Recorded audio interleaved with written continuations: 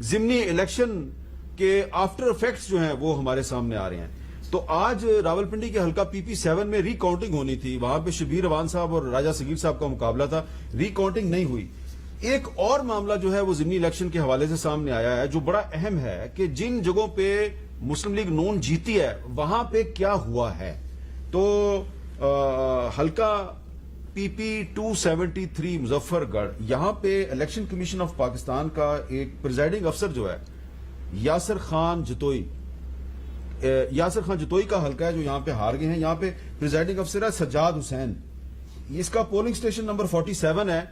ये अस्पताल में दाखिल है, ये आपको क्या बता रहा है? सज्जाद हुसैन की जुबानी सुनिए। मेरा नाम सज्जाद हुसैन है और मेरी पोलिंग स्टेशन 47 पे ड्यूटी थी। मैं प्रिजाइडिंग ऑफिसर के तौर पे काम कर रहा था और ये PP273 में थी। वहाँ पे शाम को 5 बजे जो है ना कुछ नून लीग के लोग जिसमें यासिर रसूल और फैज़ रसूल और उनके कुछ गुंडे लोग पोलिंग स्टेशन में घुस आए और उन्हें बोगस वोटिंग कराने की कोशिश की, जिसको मैंने सख्ती से रोकने की कोशिश की। इस पर उन सब ने मेरे ऊपर हमला कर दिया और मुझे बहुत मारा पीटा। वहाँ पे कुछ लोगों ने आकर मेरी जान बख्शी करवाई और वहाँ पे इसमें ये हुआ कि मैं सारा दिन सुबह से रिटर्निंग ऑफिसर को, पुलिस को, इधर उधर सबको कॉल करता रहा कि यहाँ पे 1900 मतलब वोटर्स हैं और आपने 2 पोलिंग बूथ बनाए हैं। लेकिन इलेक्शन कमीशन ने और सिक्योरिटी फोर्सेस ने मेरी कोई बात ना सुनी और शाम में ये हमला मुझ पे हुआ। दरअसल ये दूसरा जो ग्रुप है नून लीग वाला, मतलब ये चाहता था कि ये जो बैलेट पेपर हमारे हवाले कर दें, हम इसको ठप्पे लगा के दूसरे बॉक्स में डालें, जिसका मैं ज़ाती तौर पे जो मेरी ड्यूटी थी मैंने उसको पूरा करते हुए इनको रोकने की कोशिश की, जिस पर इन्होंने हमला कर दिया।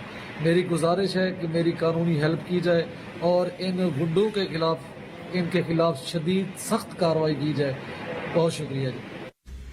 तो ये जो सज्जाद हुसैन है प्रिजाइडिंग अफसर है, इसकी FIR तो दर्ज हो गई है, लेकिन ये जो हल्का है यहाँ पे मुस्लिम लीग नून जीत गई है और जो हारने वाले उम्मीदवार है पाकिस्तान तहरीक इंसाफ के यासिर खान जतोई, वो हमारे साथ मौजूद हैं। अस्सलाम वालेकुम जतोई साहब। वालेकुम अस्सलाम सर। मेरे अच्छा जतोई साहब, हमने ये सज्जाद हुसैन साहब का मौकफ पेश किया है। इलेक्शन वाले दिन आप भी वहां पे जब मीडिया से बात कर रहे थे तो आप भी काफी शिकवे शिकायत कर रहे थे, तो आपने कोई इलेक्शन कमीशन को इस बारे में कोई आपने फॉर्मली कोई शिकायत की है जो कुछ वहां पे हुआ?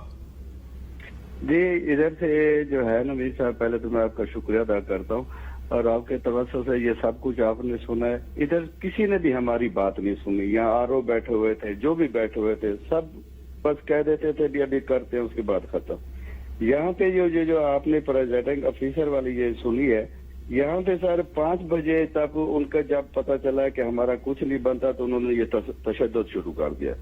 और अब ये देखे वहाँ पे 1122 आई है, आर्मी वाले बंदे थे, पुलिस भी आई है।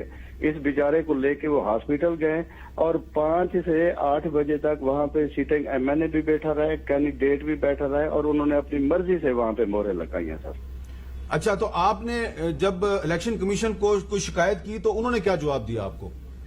RO साहब को जब हमने बताया है, उन्होंने कहा जी ठीक है, हम वहाँ पे पोलिंग बंद करवा देते हैं और इनको वापस उन्होंने एडमिट करवा दिया था।